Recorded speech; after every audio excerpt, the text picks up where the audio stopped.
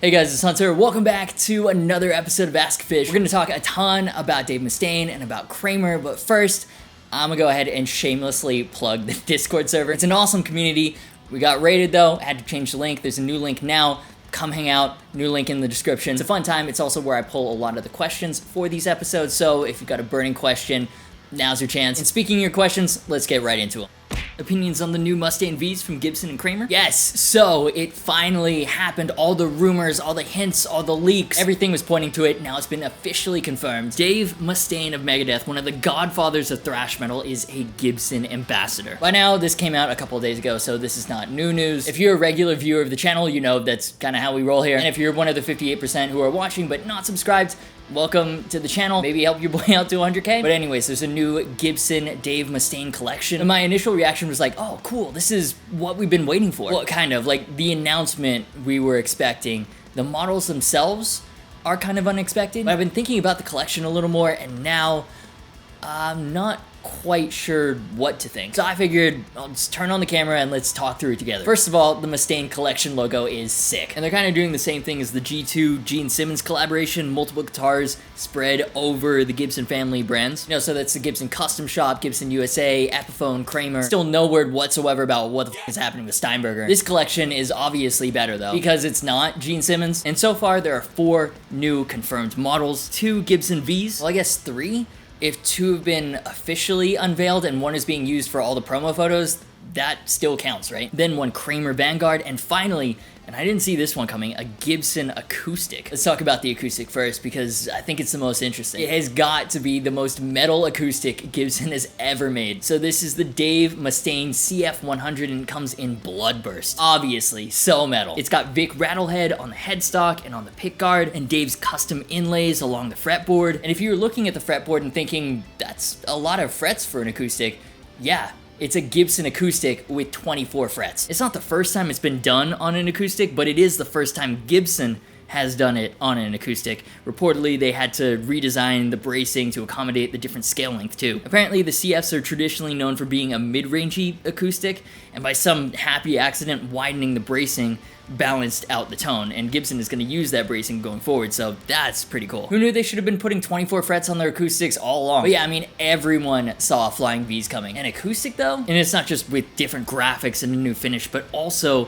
with a whole new scale length and extra frets. Gibson didn't just phone this one in, so I'm really on board with that. Can't wait for the inevitable Epiphone version. Moving on to the Vs, the first we have to talk about is this absolutely wild green burst one. Oh, it's hideous. I love it. They've gone with a black painted Explorer style hockey stick headstock, and then it looks like the diamond inlays are green, like the crystal on the cover of Rust in Peace. Oh, it is so ugly, I need it. Interesting knob choice they've gone with on the Gibsons. The control layout is the same as on all his other previous signatures, Dean, ESP, even going back to Jackson, I believe. And this time they've gone with the super traditional skinny witch hats. And also a stop tail. I was definitely expecting string through like on his previous models. But I don't know, maybe the plate covered up too much of this Homer Simpson power plant finish. Also, I guess I haven't been keeping close enough attention to Dave Mustaine's gear. I had no idea he went back to passives. The last time I looked at a Mustaine Dean, he was still using his signature actives. These though are going to come with his Thrash Factor set, which is essentially a slightly tweaked JB59 set based on the pickups he had in the guitar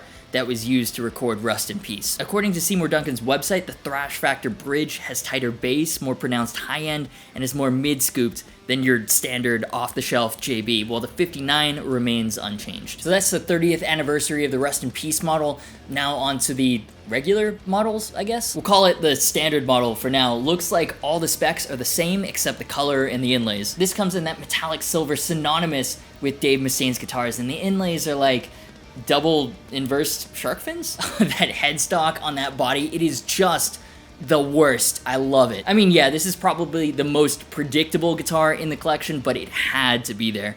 And a metallic silver V is pretty awesome. There's also a black V with gold hardware that Gibson is using for all the promo photos. I'm gonna say that from the inlays that this is a custom shop, so that'll be your super pricey one. The others are USA. Either way, it looks real classy. I'd love to see an Epiphone version. And finally, Kramer. Everybody calm down.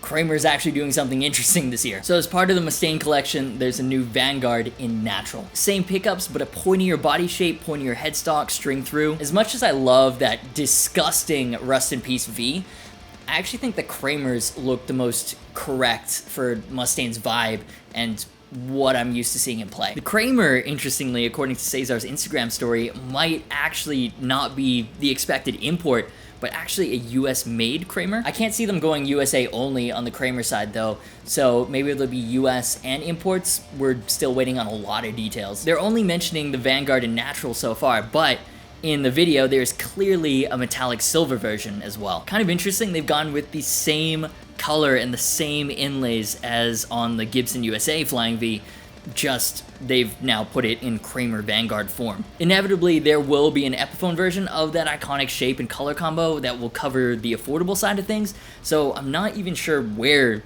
these fit in the collection, to be honest. Maybe they'll literally just be pointier string through US and import versions of the exact same guitar, because it looks like even the pickups are the same. And to me, this is kind of a confusing one. Like, initially my hunch was that Dave Mustaine would be going to Kramer and only Kramer. He's known for playing the pointier Vs. Kramer has an esteemed legacy in the world of metal, and in 2021, the brand is in desperate need of a massive kick in the ass to be revitalized. What better kick in the ass than an exclusive deal with a thrash metal legend like Dave Mustaine? He'd be the marquee player, his models would be the flagships of the Kramer line. The way they've done it, it's like, yes, Dave Mustaine is with Gibson, and also there's some Kramers in the collection too. Obviously, a huge win for Gibson.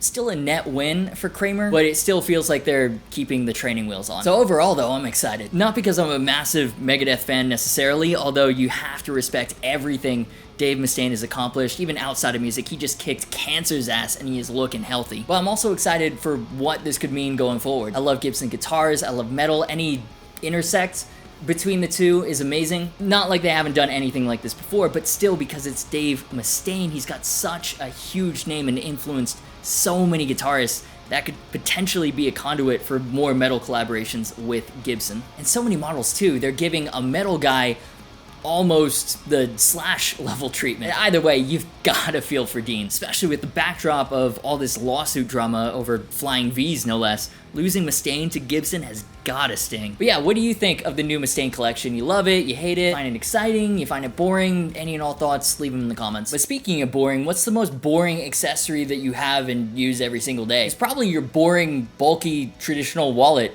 So you should have a better one. Thanks to Herridge Wallet for sponsoring this video. So if you haven't heard me talk about them by now, Herridge is redefining the wallet. The frame is super compact, none of that George Costanza nonsense where he's sitting on a slant. He's got so much crap in there. That's honestly been one of the best things about switching to Herridge Wallet. It was like a spring cleaning from my back pocket. Solid quality of life improvement. It's also RFID blocking to thwart scanners from stealing your card information. Trust me, you do not want that. The plates are made of very robust materials, your choice of aluminum, titanium, or carbon fiber. I've tried all of them. Right now I'm loving the carbon fiber. And there are of course plenty of color options to choose from, whatever fits your style. So if you want to see why so many people are switching over to the Herridge Wallet, head on over to ridge.com/Agufish and use the code Agufish for 10% off your order. And while you're doing that, let's get into your next question. Do you like mustard? You know what? I used to be so anti-mustard. That was a mistake. I'd like to apologize to all the mustard that I let down in the past. I was young, I didn't know better. But yeah, newly converted, where's my mustard gang at? Your Kramer comment hasn't aged well. If you put this out a day or two later, you'd sing another tune. Okay, this is referring to a comment where I said that Kramer seems like a brand that's firmly stuck in the past. Obviously, a day or two later, that's the Mustaine news. And, well, I mean, I guess, kind of. Like, obviously stoked that they're including the brand in the Mustaine collection, giving more high-profile attention to Kramer. But lest we forget, because the bar has been set so low for Kramer in 2021, one Mustaine V does not a modern Kramer lineup make. And considering it's based on, I mean, basically his original Jackson signatures, even down to going back to using a pickup set recreated to sound like the ones he used in the guitar he was playing 30 years ago. No, I haven't really changed my tune. It's a step in the right direction for sure, right? Like, there's gonna be a high-end, US-made Dave Mustaine collection Kramer. I don't even like V's, and I still think it's cool, and not like in a super cheesy way like the Jersey Star or the Night Swan. But it also really hasn't done much to change the perception that Gibson views Kramer as the late 80s, early 90s retro throwback sideshow. I still think it's a shame they're doing that, because with Kramer's legacy and Gibson's resources, there is the potential for Kramer to be to Gibson what Jackson is to Fender. Fender, very much known for their traditional offerings. Jackson has a strong legacy in metal and progressive models, and they've continued that into this decade. They've got the nostalgia locked down with the stuff like the White King V, inspired by the one James Hetfield used on the Master of Puppets tour. They've got Rhodes models with crackle paint finishes. Then on the modern side, they've got the DK Moderns with Fishman Fluence, Evertune, even Fanfret options. They have a solid artist roster. Scott Ian of Anthrax and Adrian Smith of Iron Maiden from the old guard. Corey from Trivium, Misha Mansour from Periphery from the new. Mark Morton of Lamb of God, Mick Thompson from, I guess, the new wave of American heavy metal. The point is, unlike Kramer, Jackson is relevant through various eras across numerous subgenres of metal. And what's more, Jackson artists are dedicated to Jackson. They aren't spread out over the Fender family of brands.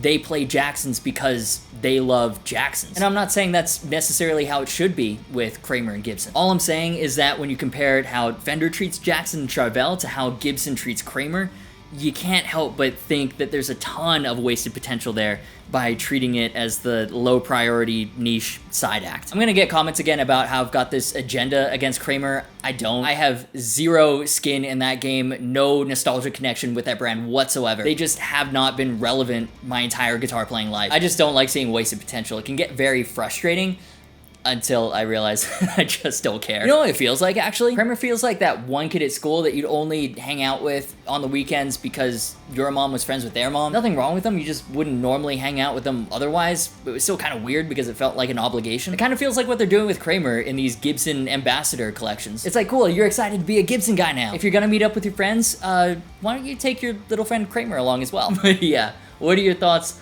on the state of Kramer and how they're being used in these Gibson ambassador collection programs, partnerships, or whatever they're calling them? We'd love to know what you're thinking.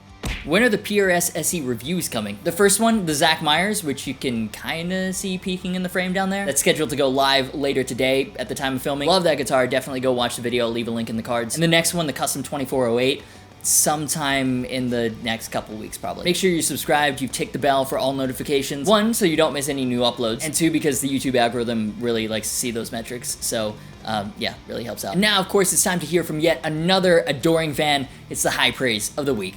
I think you're annoying. Fair. On to more positive things. There's no music recommendation for the week. Instead, I would like to point your attention to the fact that the dudes over in Thomann in Germany are absolutely insane. They've built an online tool called Stompenberg FX, and basically what they've done is they've taken what looks to be a metric assload of Raspberry Pis, connected each of these microcomputers to controls of actual pedals, and hooked the entire rig up to the internet. And the end result is that you can test these actual physical pedals from your own home, from anywhere in the world. And there are a lot of them, like 188. Everything from a Strymon Big Sky Reverb, the go-to for every church band, to the classic Maxon OD808, to the affordable Harley Benton stuff. There are so many pedals to try out. For some reason, no metal zone, so the entire thing kind of sucks. But other than that, it's awesome. They have example DIs you can use while you mess with the pedal controls in somewhat real time. It kind of depends on your internet connection. You can also upload your own DIs so you can hear what your own guitar would sound like through these pedals. There's even the ability to use speaker emulation. Again,